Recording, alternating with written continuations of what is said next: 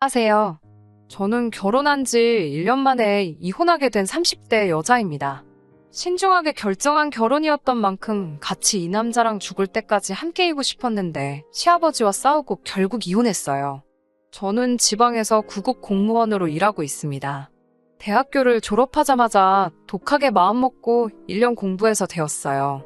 그리고 직장 생활을 시작한 이후 지인의 소개로 남편을 만나게 됐어요. 남편은 배를 타는 뱃사람입니다.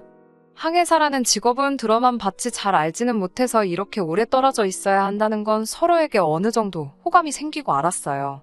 2년의 연애를 했지만 남편이 보통 8개월에 한 번 들어왔기 때문에 같이 보낸 시간이 많지는 않았고요. 그럼에도 불구하고 남편은 제가 보여준 인내심과 믿음에 반했다며 자기와 결혼해달라고 하더라고요. 경제적으로도 심리적으로도 절대 어렵게 하지 않을 거라면서요. 친정 부모님은 그래도 부부가 붙어 살아야 되는데 그렇게 오래 떨어져 있으면 서로 안 좋다고 달가워하지 않으시더라고요. 하지만 남편이 선상에서도 저희 부모님께 자주 영상통화도 드리고 카톡도 하면서 다가가려고 노력을 했고요. 그런 남편의 성의와 정성에 감동하신 저희 친정 부모님께서 결혼을 허락해 주셨어요. 하지만 시댁 식구들은 좀 다르더라고요. 시댁 식구들은 저를 탐탁치 않아 하시더라고요. 나중에 알게 된 일이지만 당시 남편이 벌어서 가족들에게 경제적으로 도움을 많이 줬던 것 같더라고요. 그런데 남편이 결혼을 하면 아내인 저에게 경제권을 넘길 거라고 하니 제가 자기들 돈을 훔쳐가는 기분이었나 봐요. 게다가 남편에게는 결혼하지 못한 손위신우가 있었는데 동생이 먼저 결혼하는 것에 굉장히 불편해했대요. 이런저런 이유로 제가 잘못한 건 하나도 없음에도 불구하고 예비 시댁에서 엄청나게 미움을 받고 있었습니다. 하지만 그런 상황에도 불구하고 남편은 저와 결혼하겠다는 의지를 굽히지 않았고 자식 이기는 부모 없듯 결국 저희는 부부의 연을 맺게 되었습니다. 어렵게 이룬 결혼인 만큼 끝까지 보란듯이 지켜내고 싶었는데 이렇게 되어서 지금도 마음이 좋지만은 않습니다.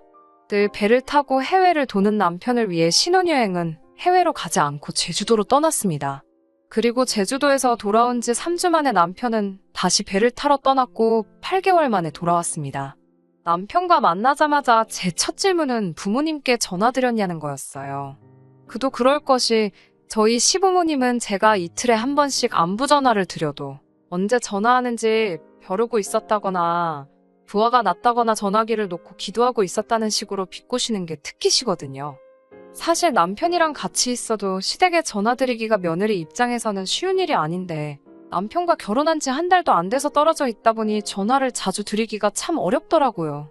처음에는 그래서 일주일에 한 번 정도 드렸는데 그걸로 시모에게 엄청 야단을 맞았어요.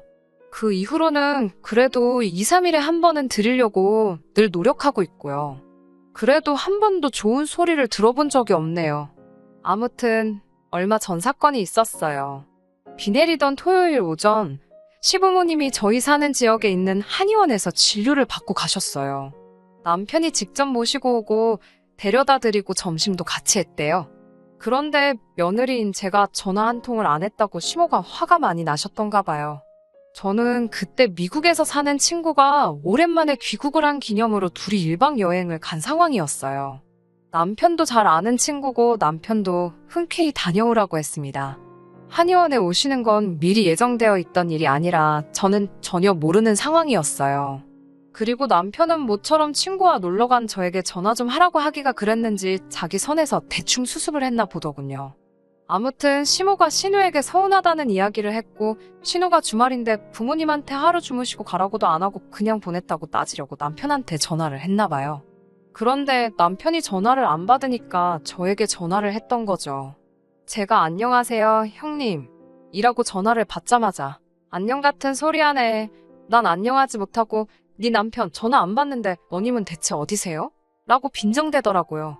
제가 당황해서 네, 저 지금 바뀐데 라고 말을 하자 바뀐 데는 반말이고요. 말 끊어먹지 말고 똑바로 하세요 라며 저를 다그치더라고요. 그래서 저도 도대체 갑자기 왜 그러시는데요 라고 물었죠. 그러자 내가 너님 남편하고 통화를 해야 하는데 전화를 안 받으니까 그런데요. 그러면서 언제 집에 들어가서 확인할 수 있냐고 따지듯 묻더라고요.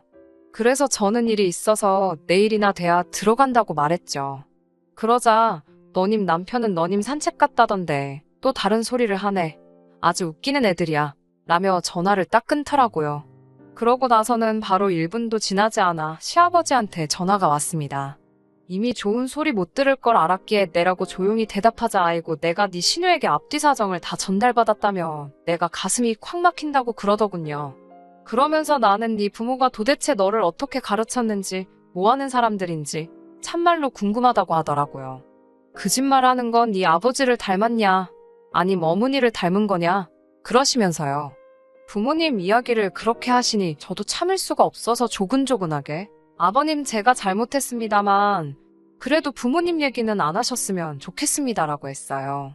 그러자마자 시아버지는 바로 저를 제 이름 대신 입에 담기도 힘든 욕으로 바꿔 부르시며 소리를 지르셨어요. 어디서 그렇게 말대답을 따박따박 하냐며 그것도 네 부모한테 배워먹었냐고 그래요. 그러면서 너는 오랜만에 온 남편을 놔두고 여행을 가냐며 남편이 가라고 네 등을 떠밀어도 안 간다고 버텼어야 된대요. 그러면서 저더러 제 대가리에 머리 대신 똥이 들어있으니 생각이란 걸 똑바로 하질 못한다고 하시더군요. 그러더니 아주 얼굴은 쳐들고 네가 뭐 그렇게 잘났냐고 혼자 생난일을 치시다 전화를 끊으셨어요. 정신이 쏙 빠져있는데 이번에는 남편한테 또 전화가 오더라고요. 시아버지가 원래 욱하는 성질 있는 거 너도 알지 않냐면서 자기가 수습한다고 잘하겠다고 하더라고요. 친정 어머니한테 이 이야기를 전하니 친정 어머니도 어른들이 원래 잘 안 바뀐다고 그냥 가서 듣고 있다가 죄송하다 노력하겠다 하고 나오라고 하시더라고요. 억울했지만 친정 어머니 조언을 마음에 새기고 여행에서 돌아오자마자 시댁으로 향했습니다.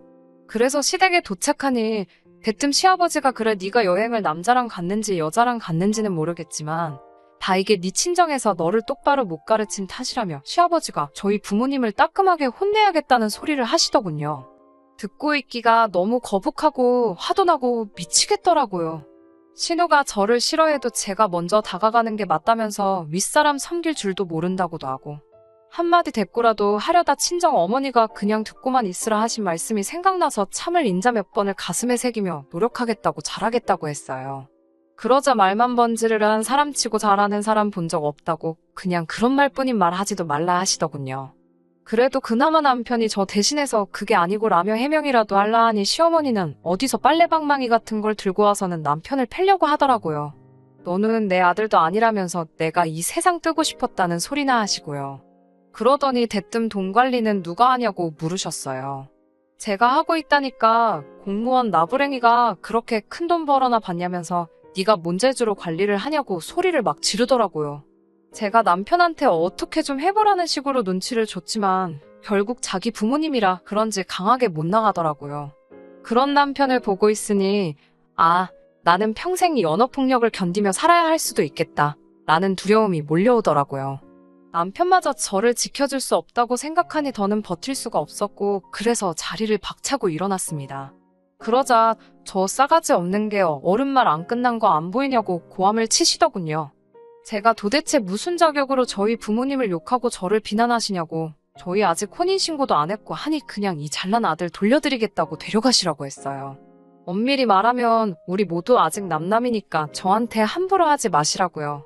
그리고 시아버지께 아버님부터 따님 교육 똑바로 시키라고 삿대질을 해대며 저도 악을 썼습니다. 나이값도 못하고 저렇게 이기적이니까 저 나이 먹도록 시집도 못 가고 사람 구실도 못한다고요. 그래도 저는 손윗사람이기에 인격적으로 대해드리고 존중해드리려고 노력했다고요. 그러자 어디 어른한테 삿대질이나 하냐며 한 대 칠 기세로 손을 올리더군요. 그래서 저도 시아버지 눈을 똑바로 쳐다보면서 저도 아버님 한 대 칠 수 있지만 참는 거라고 적당히 하시라고 했어요. 그러자 한 대 쳐라 하면서 아이고를 연발하시더군요. 그러면서 제가 한 번만 더 우리 부모님 욕하면 나도 당신들 가만 안 둘 거라고 당신 자식들이나 잘 키우라고 한마디 더 했습니다. 남편한테도 널 믿고 사느니 내가 차라리 걔를 키우겠다고 꺼지라고 했어요. 그리고는 신혼집으로 돌아와 비밀번호도 바꿔버렸습니다. 어차피 신혼집도 못 구한 상태라 저희 친정 어머니가 월세 주시던 빌라에서 일단 살고 있었거든요. 얼마 지나지 않아 남편이 쫓아와 자기가 다 잘못했다고 일단 문 좀 열고 이야기하자고 하더라고요. 저는 더 이상 너를 믿고 의지할 수도 없고 너네 부모 상대하기도 싫다고 그만하자고 얘기했고요. 그 후에 저는 친정 부모님께 전화해서 있던 모든 일을 말씀드렸어요. 한숨만 내쉬던 친정 아버지께서 저더러 그래도 잘했다고 속 시원하다고 하시더군요. 그리고 몇 시간 뒤 남편이란 자식이 와서는 자기가 일단 시부모님께 제가 반성하고 있고 와서 빌거라고 얘기했대요. 그러면서 그냥 나 죽었어 하고 기라더군요.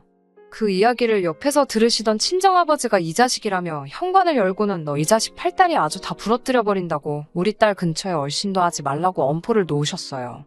장인어른을 여기서 볼 줄은 몰랐는지 걸음아 나 살려라 도망을 가더라고요. 결국 남편과는 이혼하게 되었습니다. 남편은 어떻게든 시부모님과 연을 끊고 살 수는 없다는 거였고 저는 그렇다면 어쩔 수 없다는 입장을 고수한 탓이었죠. 남편은 그래도 일말의 양심은 있었는지 짧은 결혼 생활 동안 저 혼자 외로웠던 것도 알고 자기 부모님이 별난 것도 안다면서 그동안 모은 돈은 위자료라 생각하고 저 덜어 다 가지라고 하더군요. 그렇게 적금 얼마와 남편이 채워넣은 가전제품은 제 몫이 되었습니다. 공무원이라는 안정적인 직장도 있고 벌이 좋은 남편도 있었으니 내 인생은 앞으로 평범하면서도 행복하겠다고 생각했는데 이렇게 변수가 생길 줄은 몰랐네요. 하지만 새로운 시작을 하는 마음으로 다시 한번 열심히 살아보려고 합니다. 물 흐르듯 살다 보면 또 좋은 일들이 생기겠죠.